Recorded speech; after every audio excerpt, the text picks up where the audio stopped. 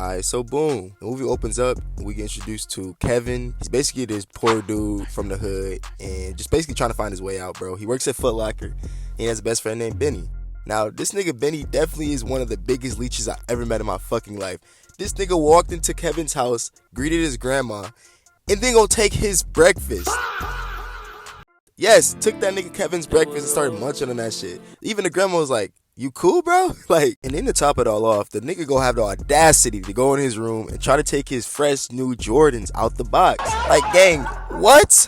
Alright, so then the next scene opens up, bro, and then we meet his grandma. Now, I'm not gonna lie, his grandma was a sweet lady, but soon enough, y'all gonna understand why she's the downfall of this nigga Kevin in the movie. And then we cut to the next scene, and both of Kevin and Benny are walking outside, and then they meet this nigga named Samaj, bro. And this nigga Samaj, bro, he like y'all neighborhood, like, I wouldn't even say crackhead, he like y'all neighborhood hustler.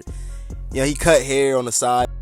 Damn, I messed up. We gotta go bald, man. But y'all know this nigga basically looking for an opportunity to make it out the hood like everybody else is. See if I snuck up in your bedroom, touch you while you sleep. So then he tells them that this dude named Lorenzo got out of prison. And basically this nigga Lorenzo is basically the Debo from Friday. And he basically bullies Kevin and Benny, and basically they're his bitches. I'm gonna be honest with y'all. It's like the way this nigga Lorenzo put fear in these people's eyes and hearts, bro. Y'all ought to think this nigga's Thanos. Like, real shit. So as Kevin's walking past this little alleyway, this dude pops out of a window randomly and go ask this nigga to go hit him some beef jerky and some fucking pop.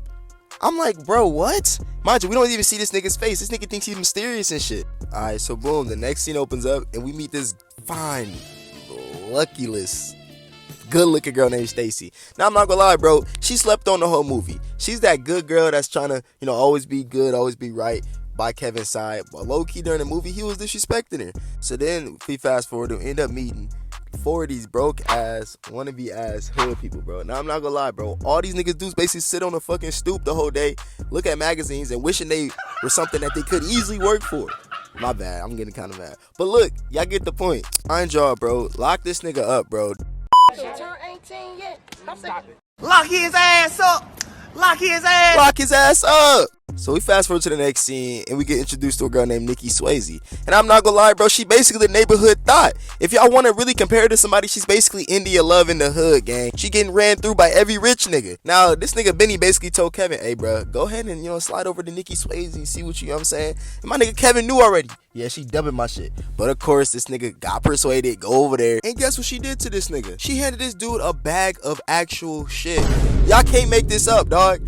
And then go hop in another dude's car and a nigga through the other, bro. That's just, this whole scene is disrespectful. So we go to the next scene and again, we get introduced to Lorenzo, the neighborhood bully. And I'm not gonna lie, bro, the way he spoke to these grown ass men, you would have thought this nigga owed this nigga a ransom. This nigga said, get your bitch ass over here, Snake. And they went. I'm not going. Put that on Allah. Say wallahi, bro. Say wallahi. And then to top it all off, this nigga Lorenzo was on some Diddy shit. This nigga told this nigga Benny, huh? I'll make you snuggle up with me at night. And he squeezed the ball so tight this shit popped. You know how hard you gotta squeeze a fucking basketball full of air to pop? Yeah, bro, get this nigga, lock this nigga back up, bro. Get this nigga back in prison. In the midst of all of that, bro, this nigga Lorenzo told Kevin basically, nigga, them new J's dropped today. We need 4 pair of them bitches by today. And this man Kevin looked at him like, y'all gonna pay for them? He was like, are you dumb, nigga? No. Like, what? Lock in. So then we skip over to the next scene and Kevin arrives to work. And we all got that fucking manager that's always on fucking shit with y'all, bro. This nigga walks in maybe 10 minutes late. This nigga on his ass. 14 minutes and 32 seconds later, Kevin. That's coming out of your paycheck. Yeah, I figured. I ain't gonna cap. The nigga Kevin already went through a monstrosity of things before work. Obviously, the manager didn't know that. But still. And you gonna have the audacity to tell this nigga. Being an assistant manager, you're not showing me much. I ain't gonna lie. We got a box after that, gang. We got to. So then Kevin walks in the job and he basically starts helping his customer. And this customer asked him how much these J's were. I ain't gonna cap. Them shoes was tough. I ain't gonna lie. But the way Kevin was glazing these shoes, y'all would have thought these shoes were fucking him. They got the mesh, that's all original. From the original Air Force highs that dropped in 1982. Bro, he sat there for like a cool 23 seconds and glazed this shoe. Yeah, bro, we gotta lock in. We're grown as hell. And to top it all off, this nigga Lorenzo gonna walk into the job. Mind you, I didn't think he was gonna go right when Kevin got there, but he slid to the job and Kevin already knew. Oh yeah, it's cooks. Kevin tried to hide behind the fucking like counter. And this nigga Lorenzo was like, nah, nigga, I see you. Like, nigga, push up. And before Kevin could even say anything, this nigga Lorenzo was like, And I know they got him because I called him and told him it was in stock. I'm not gonna lie, bro. Niggas will put more effort into stealing than they do to put a job application in. You niggas is worthless. So Kevin comes back with the 5 pair of shoes. And I'm not gonna lie, this nigga Lorenzo did some diabolical bullshit that I'll never forget. This nigga told him basically, hey, how much are they? This nigga Kevin was like, oh shit, you about to pay for these shit. This nigga Lorenzo gonna put his fist up to fist bump him. They gonna say psych and be like, Don't you know crime don't pay? I ain't never in my life seen a nigga get psyched out so bad. Like, that nigga Kevin face lit up, bro. Like, what? So basically, Lorenzo basically tries to walk out the fucking store with the shoes. Obviously gets caught by the cops. And then he gonna throw Kevin under the bus talking about some, hey, Kevin's my friend. He said that we can take these, right, Kevin? Mind you, this nigga Kevin got put on the spot. It's either, nigga, death or death. Cause, nigga, if you say yes, you're gonna get arrested and fired. So Kevin ends up saying that no, he didn't tell these niggas to come and get these shoes. And I'm not gonna lie, bro. As bad as his day's already going, it can't get no worse, right? Wrong. This nigga got fired after. Yes, the nigga fired him even after that situation. So we cut over to the next scene, and basically Stacy and Kevin are having lunch, and Kevin tells Stacy he got fired, and Stacy's like, damn, like what happened? He told her basically, and she basically said, here's a fortune cookie, maybe we can get a good fortune. So this nigga opens it, and she's like, what does it say? And this nigga gonna say, it doesn't really matter because it, you know. She was like, nah, keep the numbers basically. You feel me? I mean, your life's already shit, so I mean, it can't get any worse, right? Play these numbers at the lottery or some shit. This nigga Kevin got back to his little apartment, you know, complex and everything like that. Tell me why these niggas already knew that Kevin snitched on Lorenzo. Mind you, he didn't even snitch. So we cut over to the next scene, and Kevin basically ends up going home and giving his grandma the lottery ticket that he played for her. So Kevin wakes up the next morning and he's watching TV with his grandma. And basically, the people on the news are basically saying that nobody has stepped up and said anything about the lottery ticket. So Kevin basically like, man, let me put my numbers out, and maybe I won, maybe I didn't. Let's see. The nigga ends up winning, right? Like, I ain't gonna cap. Like, as soon as he told his grandma, oh, let me call people. Nigga, can we celebrate first? Good Lord. Like, so after finding out Kevin won the lottery, he basically told his grandma, don't tell nobody, please. Keep it between us. I'm gonna go downtown and see, you know, if I can return this ticket. Feel me? Boom, boom, boom. So we skip up to the next scene, and we basically see Kevin and Benny on the bus. And I'm not gonna lie, Kevin was so hyped. Benny was asking that nigga like, what's good with you, bro? I ain't seen you this happy in a minute. So basically, Kevin spilled the beans, and Benny almost blew the bag also. Bro, what's up with people trying to talk out loud all the time, bro? Keep that shit on the low. This is $373 million that motherfuckers is talking about, by the way. Even if they do tax that shit, you still get a cool 200 mil from that shit. We go into the next scene, and basically they went downtown to the office, and I'm not gonna lie, that shit was closed. Mind you, this nigga had to wait 4 days. Now I'm not gonna lie, in y'all minds, y'all probably thinking, damn, how does one survive 4 days in the hood? People already know about your ticket. It's impossible. So we skip over to the next scene, and basically they get back to Kevin's house, and it's basically a freaking party in there. His grandma could not keep her mouth shut. I'm talking about Samaj. Everybody was in that bit asking Kevin for money to start a business stuff to help them with their child support. I'm like, bro, these niggas is money hungry. So then the only thing left to do from Kevin and Benny, they got dirty. They got the fuck on. They got the fuck on so fast. Y'all would have thought these niggas were running from child support. Hey, shout out to all my black fathers out there, by the way. So after getting chased for like a cool 2 to 3 minutes, they end up jumping into Benny's window in his room. Mind you, why is this nigga window just open? Second of all, when did this nigga Bow Wow become a fucking acrobatic gymnast? Like, this nigga jumped into the window like a G.I. Joe mission. What the fuck? So we skip over to the next scene, and I knew this nigga Benny is the most unserious nigga ever. This nigga gonna pull a fucking drawing board down with the underground railroad map and was telling this nigga Kevin that he got a plan. So we fast forward, and this nigga Benny basically told Kevin, hey bro, go ahead and just tell niggas the ticket was fake. And I'm not gonna lie, the plan wasn't that half bad. For a nigga like Benny, the plan wasn't that bad. So we're going to the next scene, and basically the whole community was waiting on the steps for Kevin. And I ain't gonna lie, bro, that's how you know how fast motherfuckers switch up. Just the other day, that nigga was a snitch. Now everybody wants some money from that nigga. Do y'all know what I'm talking about? But no, they basically was waiting for that nigga to basically announce something. And they were cheering his name. You had girls telling him that they want to have his baby and shit. Like, I swear that same girl just dubbed this nigga the other day. Now all of a sudden she want to have his baby? Yeah, get the fuck out of here. So Kevin pulled Benny to the side and basically was like, hey bro, what you want me to do? And Benny basically told this nigga, hey, just go with the flow. Whatever these niggas believe, let them believe it. So this nigga, dumbass nigga Kevin gonna announce, hey bro, Midtown we up. Basically saying, I'm feeding the whole hood. Yeah, this nigga's cooked. So after all that nonsense, bro, guess who pulled back up? India Love of the hood, basically. This bitch Stacy gonna pull up talking about some, oh, Kevin, I'm sorry about the other day. You know what I mean? This and that, this and that. But we all know what she really is. A fucking gold digger. And it's crazy because this nigga Kevin really caught on and was like, it's okay. And she's like, I want you to take me out type shit. Boom.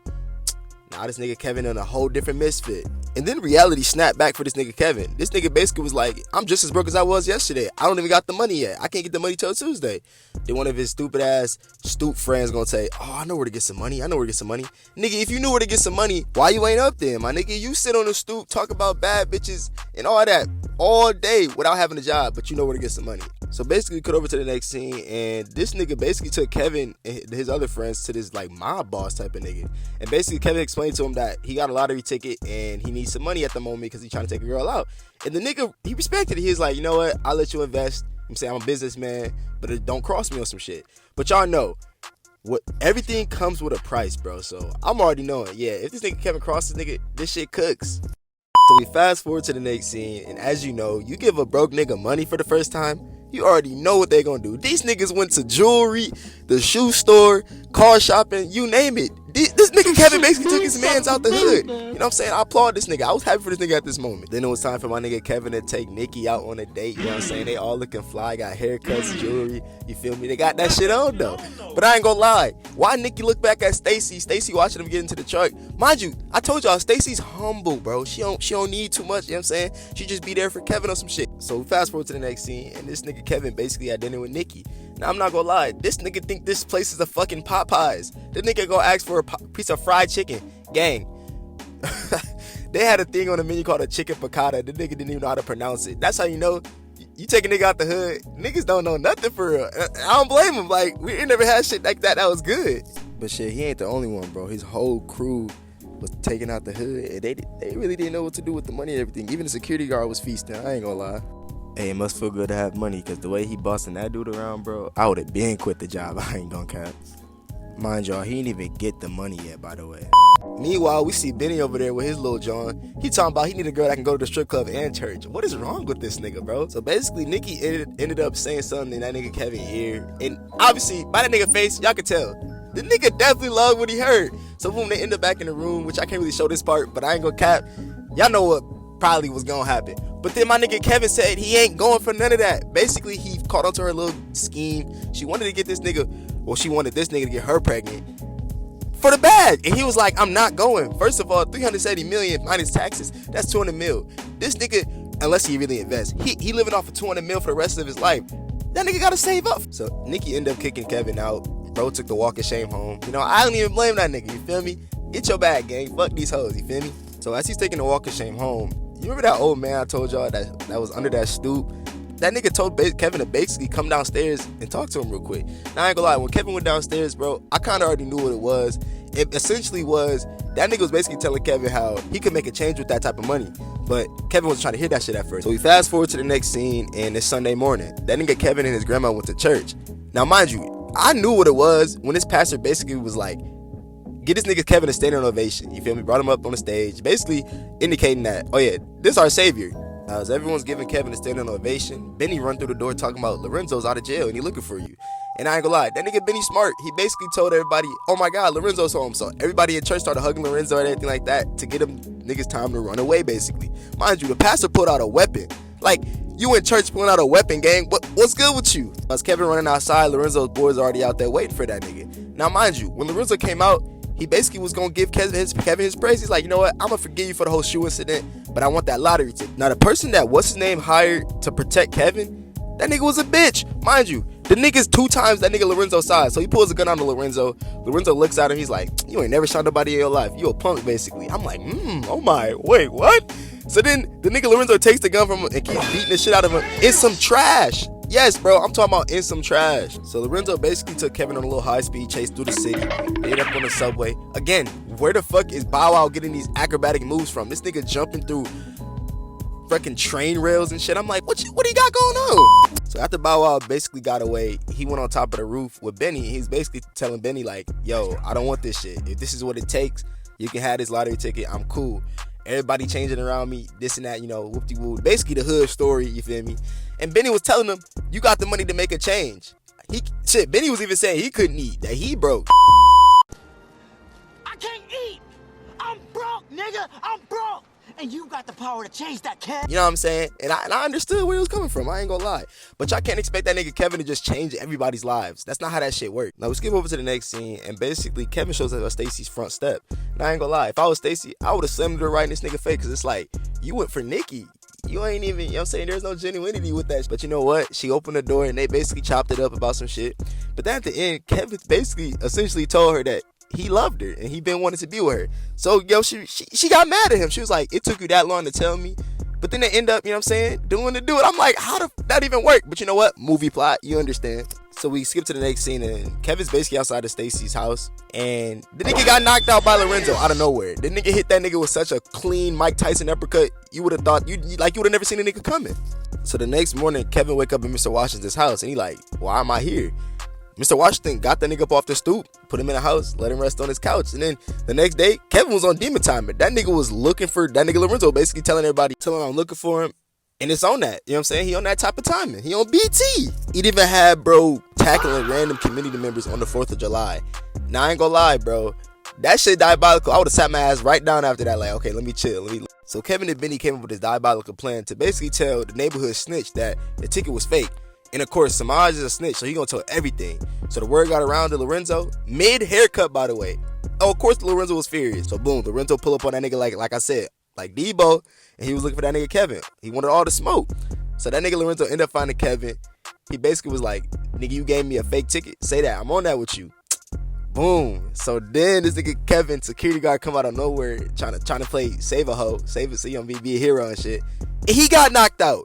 But in the midst of all that nigga Lorenzo grabbed him by his balls and twisted that shit and crushed it. Like, what the fuck? Everybody around like, yeah, bro, we cooked. Like, Kevin finna get this shit knocked out, and that nigga Lorenzo finna take a ticket, and the hood is not saved.